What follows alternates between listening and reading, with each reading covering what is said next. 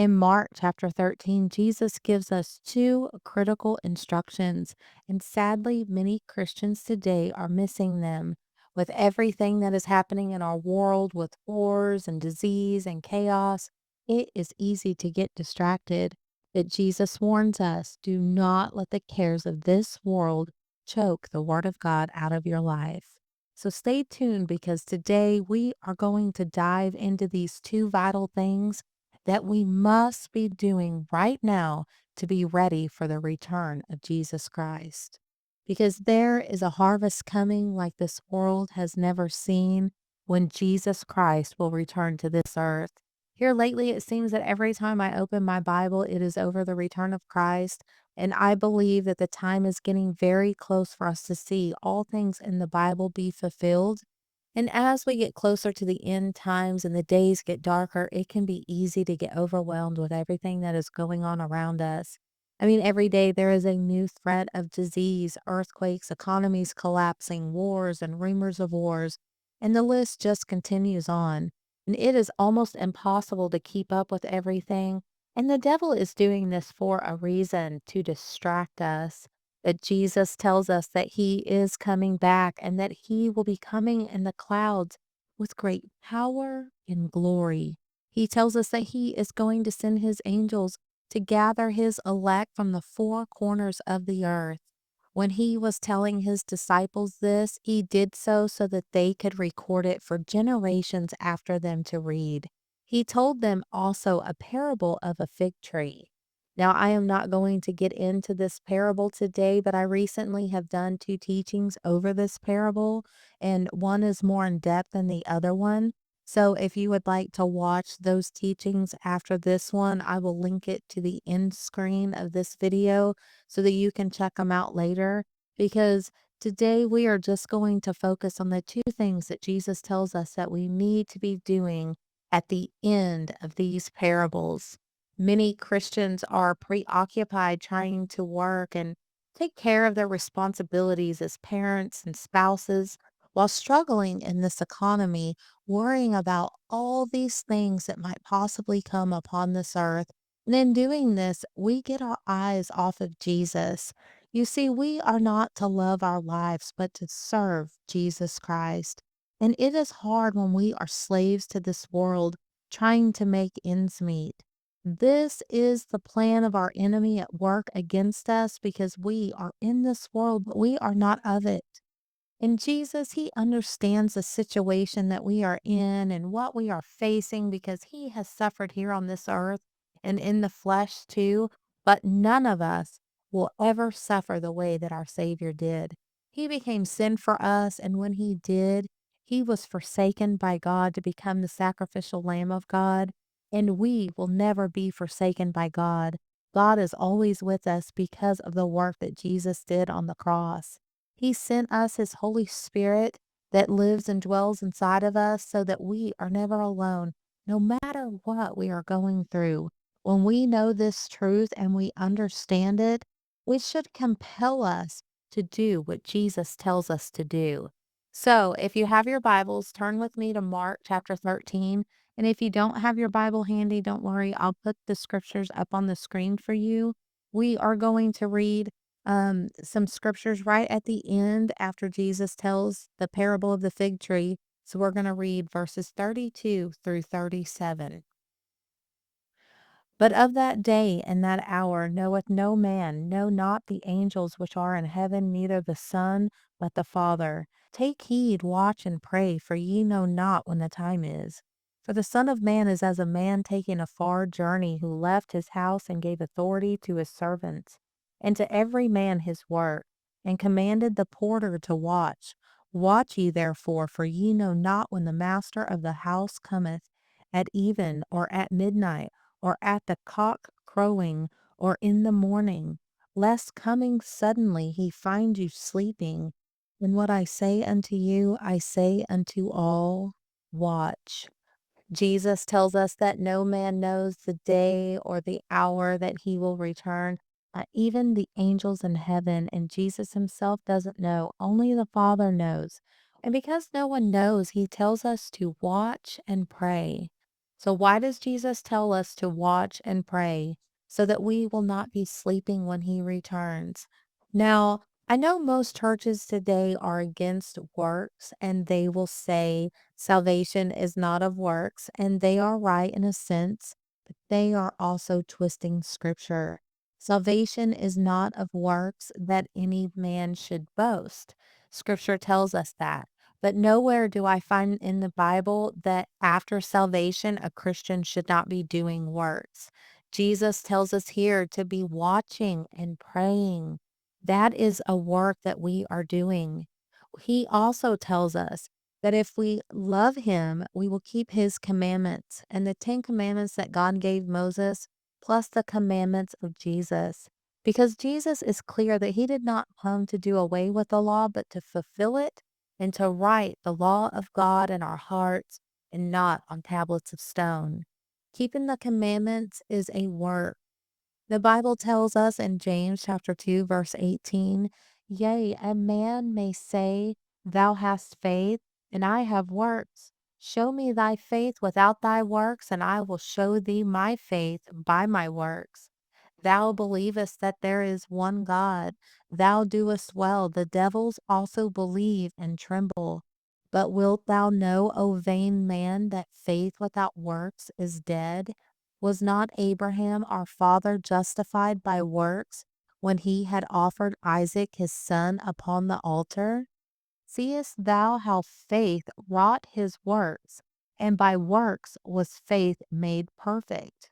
And the scripture was fulfilled, which saith, Abraham believed God, and it was imputed unto him for righteousness, and he was called the friend of God. Ye see then how that by works a man is justified, and not by faith only. Likewise also was not Rahab the harlot justified by works when she had received the messengers and had sent them out another way? For as the body without the spirit is dead, so faith without works is dead also.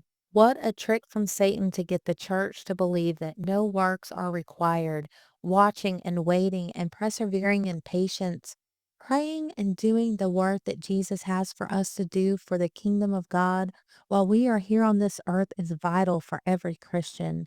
We do not want to be lazy servants. Jesus, in fact, taught parables against lazy servants. We need to understand that Jesus was against the Pharisees and Sadducees not because of the works of the law, but because they did work so that others would look at them and lift them up to think highly of them. Their heart was not right. We as Christians should be doing good works, bearing fruit of the Spirit, picking up our cross and following after Jesus every day. In order to do this, we have to have our hearts right. So turn with me to Mark chapter 8, and we are going to look at verses 34 through 38 because they go right along with this.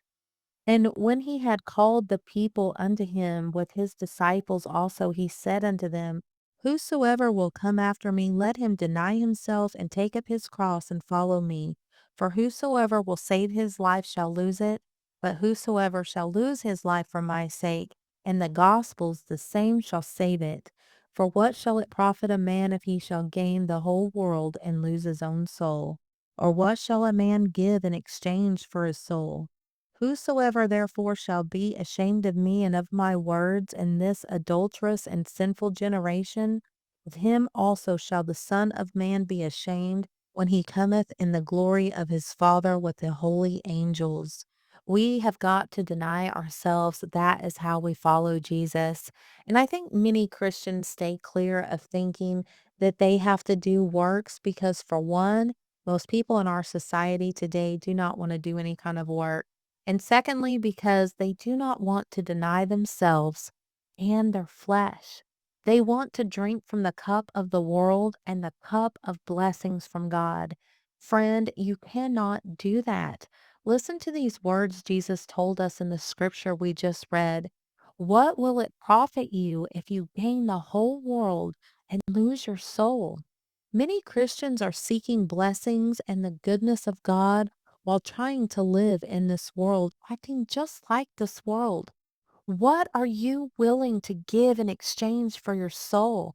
That is what Jesus asked us in verse 37. Now, I know it is hard living in this world that we are living in today, especially now that the church is full of tares and the things of this world. Satan is in the church like no other time in history, and he is deceiving so many people. But I pray that each one of you that are listening to me today will hear the heart of God from His Word and stop being deceived by your adversary who is roaming around seeking who he can devour. And this is why Jesus told us to be watching, because when we are expecting Him to come at any moment, we will be active. Just like if you know company is going to come over, you're going to clean your house up, right? You have everything looking good and straightened up and everything is in its right place, but many of us are not actively waiting for God to come. We are not getting our lives straightened up by reading the Word of God and applying it to our lives to get all these bad things out of it. We are not denying ourselves and our flesh. We are going back to the weak and beggarly things of this world that entangled us from the beginning in sin. And these things, they had us bound and trapped. So why are we going back to them? We are not praying for the will of God in our lives and for His will to come. We are praying for our own will to be done and for God to bless us and give us things while we stay the same way that we are, when we should be praying for God's will to be done in this earth as it is in heaven, because His will is that none should perish, but that all would come to repentance and find His Son, Jesus Christ. And when we pray for His kingdom to come, we are praying for the return of Jesus Christ. But many Christians today are not praying. They don't have time to pray. And some of this is because we think that we have to go to a quiet place and we have to be on our knees, but this is not true. We can pray that way, and it is perfectly fine to be on your knees and be in a quiet place, but we can also stay in a continual state of prayer all day long, talking to God throughout our day, praying for others as the Holy Spirit moves on us to do so. And then we can stay in this continual state of prayer as we have open communication with God, being led by His Holy Spirit to do the work that He has for us to do today. So today, I want to encourage you to stay in a continual state of prayer, be active in your faith, be about the work of your Heavenly Father and His kingdom, not of works that you can boast or that others will lift you up for doing whatever you've done, but because you love God and you are devoted to Him. When we love someone and we do things because we love them, it isn't really works, it is devotion. Just like if you love your children or your spouse and they ask you to do something, you don't do it and think, oh man, that was a big work they asked me to do. You think of it as caring about them and caring for them, taking care of them, right? And it is the same with God. When we love Him, we will care about what He cares about. We will do the things that He needs us to do because we are His hands and feet. And what a great blessing it is to be used by God. Every time He uses me to bring a word that helps one of His children, or He uses me to encourage someone or to pray for someone, I am in awe that the God of heaven and earth would use someone like me. And to know that my obedience to God will put a smile on my Heavenly Father's face, and to think about when Jesus comes back that He might say to me, well done, my good and faithful servant, and call me His friend. I mean, what a wonderful blessing that would be. So today, I hope this message has encouraged you and inspired you to be watching, praying, and waiting. Jesus, He is getting very close to coming back, and we need to not be deceived about this fact. We need to be active with all things we are seeing going on in our world today. Jesus told us when we see these things happen, to be looking up because our redemption is very near. Our redemption is right at the door. So let's not get weary in doing good, but do good works, knowing that God has called and chosen us for such a time as this. If you want to hear more about the coming of Jesus Christ and parables that Jesus taught about his coming and the fig tree, I will put them on the screen for you so that you can watch them next. Until next time, take care and stay in the Word.